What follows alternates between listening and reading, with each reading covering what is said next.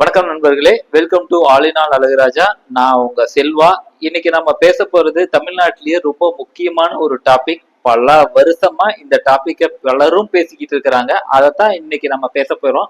நம்ம சேனல்ல எப்பயுமே எந்த ஒரு பிரச்சனையுமே நம்ம ஒரு வித்தியாசமான கோணத்துல தான் பார்ப்போம். அதே மாதிரி இன்னைக்கு இந்த ப்ராப்ளத்தையும் நம்ம கொஞ்சம் டிஃப்ரெண்டான கோணத்துல தான் நம்ம பார்க்க போறோம். வாங்க வீடியோக்குள்ள போலாம். நாம இன்னைக்கு பார்க்க போறது என்ன டாபிக் அப்படின்னு பாத்தீங்கன்னா, வாரிசு அரசியல் நல்லதா கெட்டதா? அப்படி நல்லதுன்னா அது யாருக்கு நல்லது, கெட்டதுன்னா அது யாரு கெட்டது அப்படி நம்ம பார்த்துட்டு வருவோம். எம்ஜிஆர் அவர்கள், அவருக்கு வாரிசு அப்படிங்கிறது எதையுமே அவர் நியமிக்கவே இல்லை. அவர் உயிரோடு இருக்கிற வரைக்கும் தனக்கு இவங்கதான், தனக்கு அடுத்த வாரிசு இவங்கதான் அப்படின்னு அவரு யாரையுமே நியமிக்கவே இல்லை. அதனால அவர் இறந்ததுக்கு அப்புறம் கட்சி என்னாச்சு, ரெண்டா உடைஞ்சது. ஒரு பக்கம் எம்ஜிஆரோட மனைவி, இன்னொரு பக்கம் ஜெயலலிதா. இப்படி ரெண்டு பேரு கட்சியை ரெண்டா உடைச்சாங்க. அதுக்கப்புறம் ஜெயலலிதா ஜெயிச்சு கட்சியை பிடிச்சு மறுபடியும் கட்சியை ஒண்ணு சேர்த்துனாங்கிறது அது அடுத்தது. ஆனா கட்சி ரெண்டா உடைஞ்சது. கட்சிக்குள்ள பல குழப்பங்கள் வந்தது. இதனால அந்த கட்சியினால ஆட்சியவே பிடிக்க முடியாம போச்சு. அந்த அந்த கேப்ல திமுக ஆட்சியை பிடிச்சாங்க. இந்த சண்டையை பயன்படுத்தி திமுக ஆட்சியை பிடிச்சாங்க. இது நடந்தது. இதுக்கு அடுத்ததா ஜெயலலிதா ஜெயலலிதா ஆட்சிக்கு வந்ததுக்கு அப்புறம், ஜெயலலிதா கட்சியை பிடிச்சதுக்கு அப்புறம் என்ன நடந்தது, ஜெயலலிதாவும் தனக்கு அடுத்ததா யாரு வாரிசு அப்படின்னு அவங்க நியமிக்கவே இல்லை. இப்ப என்ன ஆச்சு அப்படின்னு பாத்தீங்கன்னா, ஜெயலலிதா இறந்ததுக்கு அப்புறம் கட்சி நாளா உடைஞ்சது. அது எப்படி, ஒண்ணு சசிகலா, இன்னொன்னு தினகரன், ஓபிஎஸ், அப்புறம் இபிஎஸ், இப்படி 4 பேர் கட்சியை நாளா உடைச்சாங்க.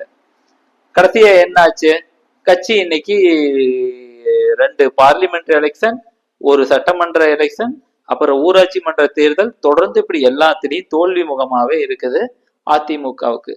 இதுக்கு அடுத்ததா பார்த்தாங்க அப்படின்னா, தனக்குன்னு ஒரு வாரிசு வச்சுக்காத ஜெயலலிதாவோட நிலைமை என்னாச்சு அப்படிங்கிறத ஒரு 20-22 வயசு ஆனவங்களுக்கு, போன எலெக்ஷன்ல ஓட்டு போட்டவங்களுக்கெல்லாம் நல்லாவே தெரியும். ஜெயலலிதாவை திடீர்னு உடம்பு சரியில்லை அப்படின்னு ஹாஸ்பிட்டல்ல கொண்டு போய் போட்டாங்க. கிட்டத்தட்ட 70 நாள் யாருமே அவங்கள பாக்கல. ஆனா அந்த கட்சியை சேர்ந்தவங்க மட்டும் சொன்னாங்க, அம்மா இட்லி சாப்பிடுறாங்க, பூரி சாப்பிடுறாங்க, பொங்கல் சாப்பிடுறாங்க அப்படின்னு சொன்னாங்க.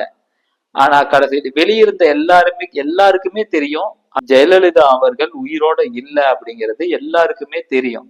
எல்லாரும் சொன்னாங்க ஜெயலலிதா உயிரோட இல்ல அப்படின்னு சொன்னாங்க. ஆனா இவங்க யாருமே அதை ஏத்துக்கவே இல்லை. அப்படின்னு சொன்னவங்களை எல்லாம் அரெஸ்ட் பண்ணி ஜெயில போட்டு மிரட்டுனாங்க. நாங்க அரெஸ்ட் பண்ணி உள்ள போட்டுருவோம் அப்படின்னு மிரட்டுனாங்க. கடைசியில அந்த அம்மா உயிரோட வந்தாங்களா? இல்ல, அந்த அம்மா இறந்துதான் போயிட்டாங்க. அப்ப வெளியிருந்தவங்க சொன்னதுதான் உண்மை. அப்ப உள்ள இருந்து அம்மா இட்லி தின்னாங்க, பொங்கல் தின்னாங்க அப்படின்னு சொன்னது அத்தனையும் பொய் அப்படிங்கிறது நிரூபணமாச்சு.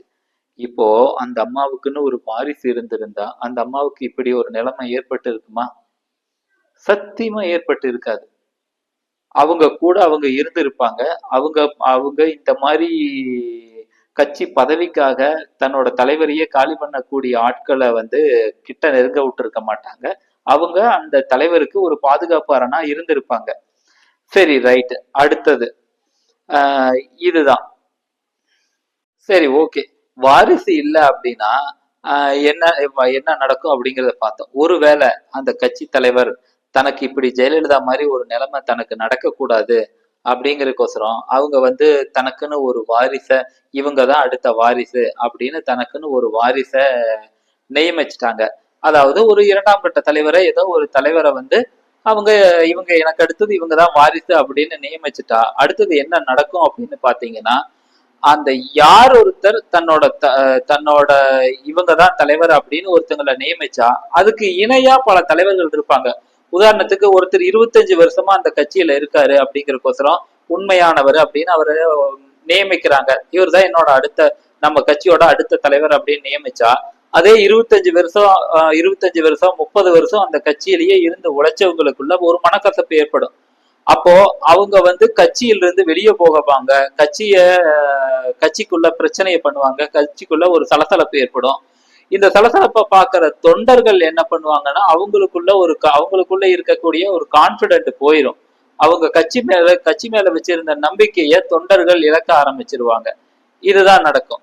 அடுத்தது இன்னொன்னு நடக்கும். இப்போ 2ஆம் கட்ட தலைவர் ஒருத்தரை இவர்தான் என்னோட அடுத்த வாரிசு அப்படின்னு நியமிச்சதுக்கு அப்புறம் என்ன பண்ணுவாங்க அப்படின்னு பாத்தீங்கன்னா, நியமிச்சதுக்கு அப்புறம் அந்த அடுத்த தலைவர் இருக்காரு பாத்தியா, அவரு வெயிட் பண்ணி பார்ப்பார் இந்த தலைவர் எப்ப பதவி விட்டு இறங்குவாரு, எப்ப மண்டைய போடுவாரு அப்படின்னு தான் அந்த நியமிச்ச தலைவர் எதிர்பார்ப்பாரு.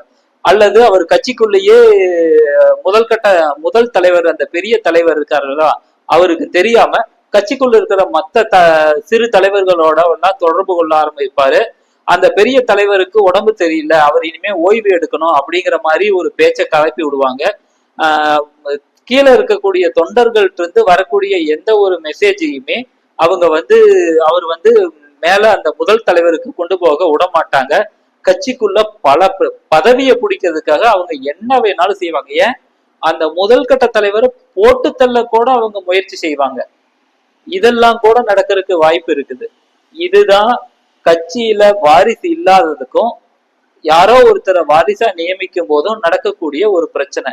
ஏன் இன்னைக்கு அன்புமணிய கட்சியோட தலைவரா அவரு நியமிச்சதுக்கு அப்புறம் என்ன ஆச்சு, இன்னைக்கு அவரே தன்னுடைய மகனை துரோகி அப்படின்னு சொல்றாரு. இது மாதிரி கூட நடக்கலாம், தன்னோட ரத்த சொந்தத்தையே நியமிச்சாலும்.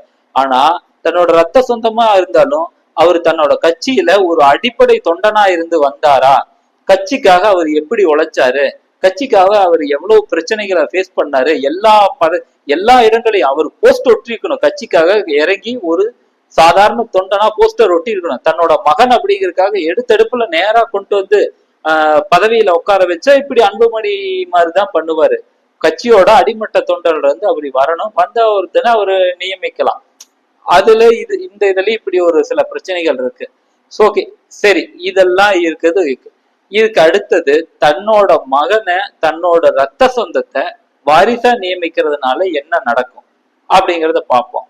இதுல என்ன நன்மை அப்படின்னு பாத்தீங்கன்னா, இப்போ ஒரு கட்சியோட தலைவர் தன்னோட மகனை வாரிசா நியமிக்கும் போது கீழே இருக்கிற தொண்டர்கள் ரொம்ப ஈஸியா அந்த தலைவரை அக்செப்ட் பண்ணிக்குவாங்க.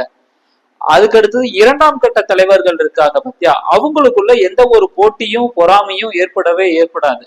அவங்களும் அதை அக்செப்ட் பண்ணிக்குவாங்க. இப்போ ஒரு உதாரணத்துக்கு சொல்லணும்னா, இரண்டாம் கட்ட தலைவர்கள் ஒரே தகுதியோட இருக்கக்கூடிய தலைவர்கள் 10 பேர் இருக்காங்க. அந்த 10 பேர்த்துல ஒருத்தரை தலைவரா எடுத்தா மீதி 9 பேரும் அதிருப்திக்கு அடைவாங்க. அவங்க கட்சிக்குள்ள ஒரு சலசலப்பை ஏற்படுத்துவாங்க. ஆனா இவங்க 10 பேரையும் ஓரம் கட்டிட்டு நீங்க வேற ஒருத்தரை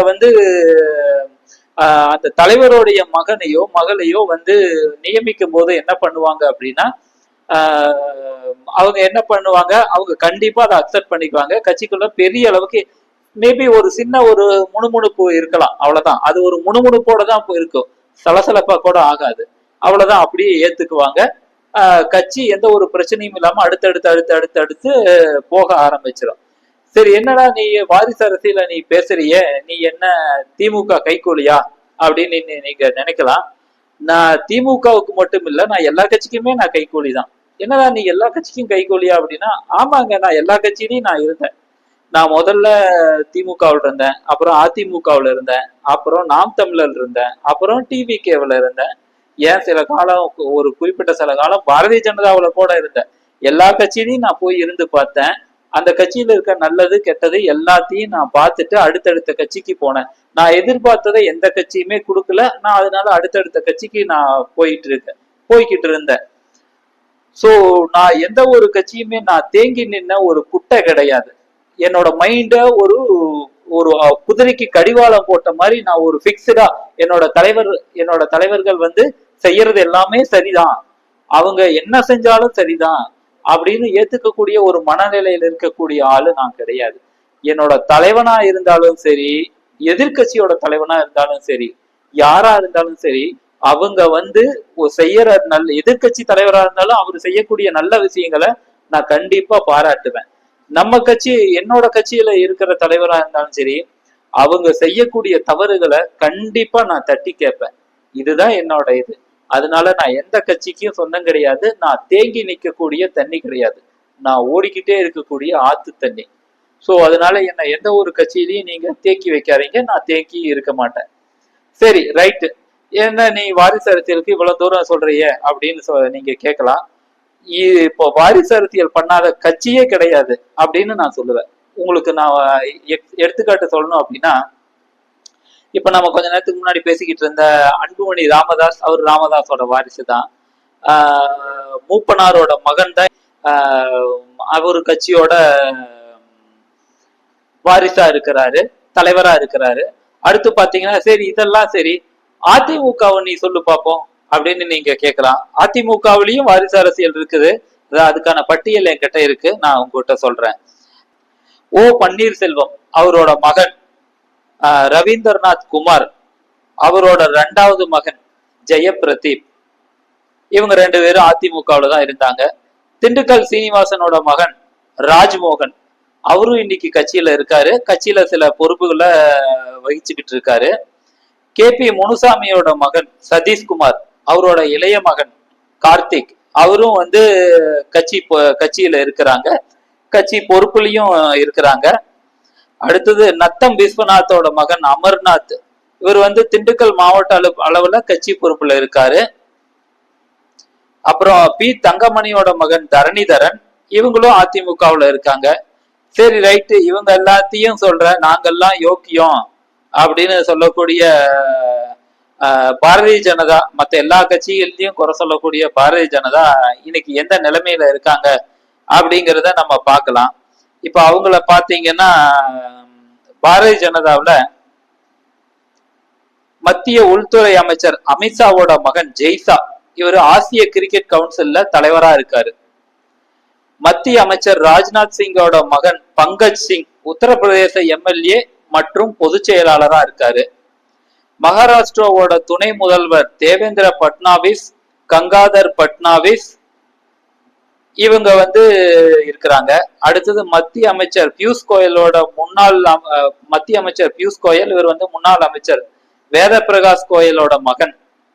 அப்புறம் முன்னாள் முதல்வர் பிரேம்குமார் தூமலின் மகன் அனுராக் தாகூர், மேலும் அனுப்பிரியா பட்டேல், நிலேஷ் ராணே, பங்கஜா முண்டே, பூனம் மகாஜன், ஆகாஷ் விஜய், வர்க்கியா, பாரதி பவார் மற்றும் கிரண் ரிஜிஜு போன்ற பலரையும் அந்த கட்சியில வாரிசு அரசியல் தான் பண்ணிக்கிட்டு இருக்காங்க. அவங்க எல்லாருமே வாரிசோட ஒருத்தரோட இதுதான். சோ நீங்க வாரிசு அரசியல் இல்லாத கட்சி அப்படின்னு எதையுமே உங்களால சொல்லவே முடியாது. எல்லா கட்சியிலையும் அவங்க வாரிசு அவங்களுக்கு ஏற்ற வகையில கொண்டு வச்சுக்கிட்டு தான் இருக்காங்க. சோ நீங்க எது சரி அப்படிங்கிறத நீங்களே முடிவு பண்ணிக்கோங்க. உங்களுக்கு ஏதாவது மாற்று கருத்து இருந்தா நீங்க கண்டிப்பா கமெண்ட்ல சொல்லுங்க. நன்றி, வணக்கம்.